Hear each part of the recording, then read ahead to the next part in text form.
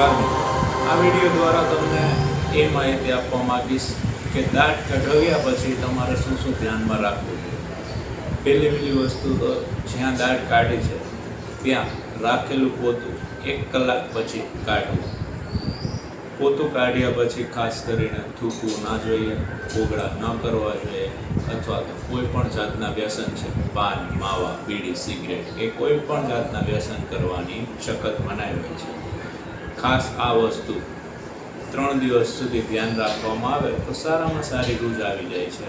આની સાથે જ 2 દિવસ માટે બ્રશ કરવાનું પણ ટાળવા માટે ડેન્ટિસ્ટની સલાહ। જમવું અને શું ન જમવું, આ એક વારંવાર પૂછાતો પ્રશ્ન હોય છે, અથવા તો ઉદ્ભવતો મનમાં પ્રશ્ન રહે છે કે શું ખાવું જોઈએ અને શું ન ખાવું જોઈએ। એટલા માટે જમવાની અંદર ગરમ, કડક, તીખું, તળેલું આટલા ખોરાકનો આપણે અવોઇડ કરવા જોઈએ, ટાળવા જોઈએ। જમવામાં દાળ ભાત, દહીં ભાત, દૂધ ખીચડી, રાબ, શીરો, ઠંડાની અંદર પ્લેન વેનીલા આઈસ્ક્રીમ આવું ખાઈ શકાય છે, જે આપણે વધારે પડતું ચાવવું ન પડે અને ડાયરેક્ટ ગળે ઉતારી નોર્મલી દાળ નીકળી ગઈ હોય તો કોઈ જાતની ઝાઝા કોમ્પ્લિકેશન્સ રહેતા નથી। પરંતુ જો દાળ કાઢવામાં માઇનર એવી સર્જિકલ પ્રોસિજર કરવામાં આવી હોય, એટલે કે ડાપણ દાળ કાઢી હોય, કદાચ હાડકું ખોલીને દાળ કાઢવી પડી હોય ક્યારેક વધારે પડતી સડેલી હોય ત્યારે,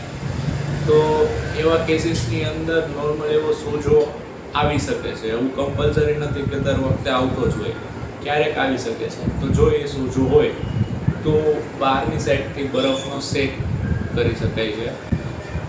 આનાથી આપણે સોજો છે એ 2 દિવસ સુધી રહેતો હોય છે, નોર્મલ હોય।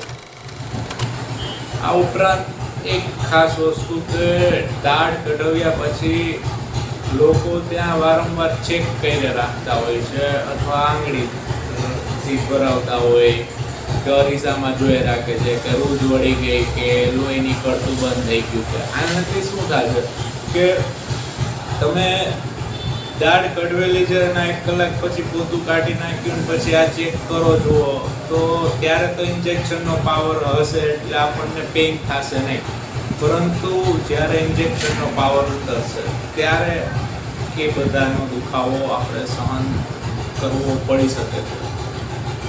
એટલે આ બધી કરવું ટાળવું। આપણે ઠંડા પીણા, સોડા, કોલ્ડ ડ્રિંક્સ એ ટાળવા જોઈએ, કાર્બોનેટેડ વોટર્સ જે આપણે કહેતા હોય તે બધું। મેઇનલી ખાસ ધ્યાનમાં રાખવાની બાબત તો એ જ છે કે થૂકવાનું નથી, કોગળા કરવાના નથી, બ્રશ કરવાનું નથી અને વ્યસન કરવાનું નથી। આ 4 વસ્તુનું જો આપણે નિયમિત ધોરણે ધ્યાન રાખીએ તો સારી એવી હું ચિરાગ ઓસ્ટ્રેલિયા કર્મયોગી ડેન્ટલ કેર તરફથી આપનો આભાર માનું છું। આપને મને સાંભળ્યો